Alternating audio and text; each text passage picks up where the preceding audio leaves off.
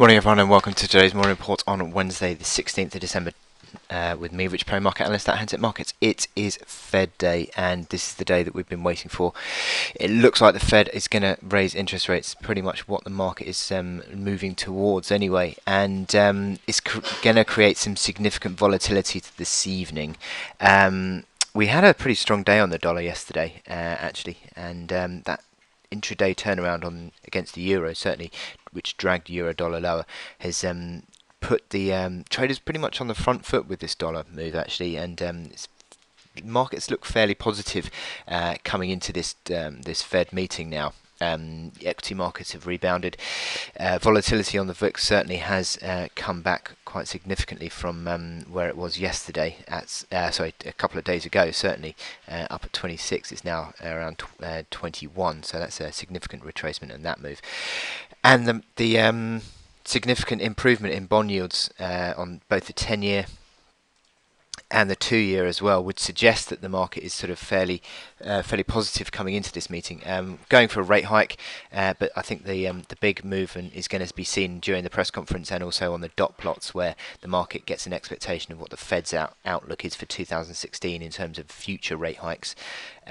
But there's going to be a lot of volatility, probably to a certain extent. Maybe the initial reaction could be a bit of dollar strength on the rate hike, but then you could well see further moves on the press conference, as I said, as Yellen and the dot plots come out with probably what is likely to be a little bit more of a dovish path of rate tightening than the market could well be pricing in. Outlook on forex majors coming into it is sort of fairly neutral, really. Nothing too significant in terms of moves, and I don't expect the moves to really be seen. Although there is quite a lot of economic data out today that could produce a little bit of volatility. Starting off with, if I can find it, here we go. Starting off with UK wages, ex-bonus is expected to come back actually to 2.3, so wages are expected to continue to fall. That could put pressure on sterling initially, and what we're seeing at the moment is sterling is weaker by about 30 basis points, sorry, 30 pips. And then you've got the Eurozone inflation, the final Eurozone inflation data forecast to be at 0.1% for the year. And then into the US data, we've got the building permits and housing starts. Building permits expected to be as was last month at 1.15. Housing starts improved slightly to 1.14.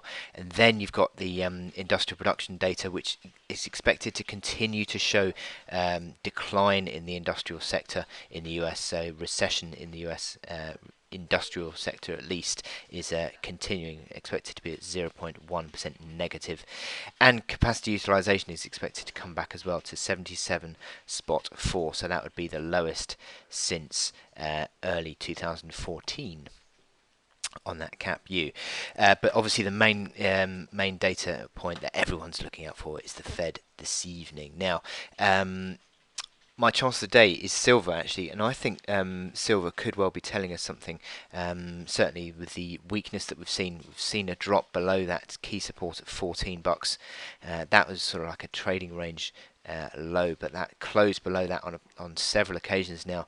And despite this little mini rebound, I think silver is under a lot of pressure. You've got the momentum indicators in negative configuration pretty much across the board, and I think that this little mini rally that we've got underway, that slight rebound yesterday, slight continuation of that rebound today, anything back towards 14 I think is a chance to sell on this silver chart. You've got a big band of overhead supply now between 14 and 1440. If the Fed is slightly dovish, you might get a little rebound on this, but I think generally speaking this silver chart is going lower. I think you'd sort of have to go out 10 years to really get a real sense of what's going on with the silver chart, sort of coming back towards levels that we haven't seen since 2009 really, and the next level on the downside is 1250 area.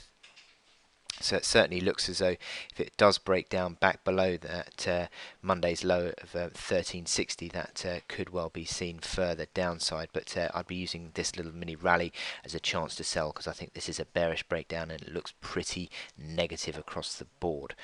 So I wish you good luck in your trading on silver today, but the main event obviously is clearly the Fed. A lot of volatility around 7 o'clock this evening and around the press conference. So with that in mind, I wish you good luck in your trading, and I will speak to you later. Thank you.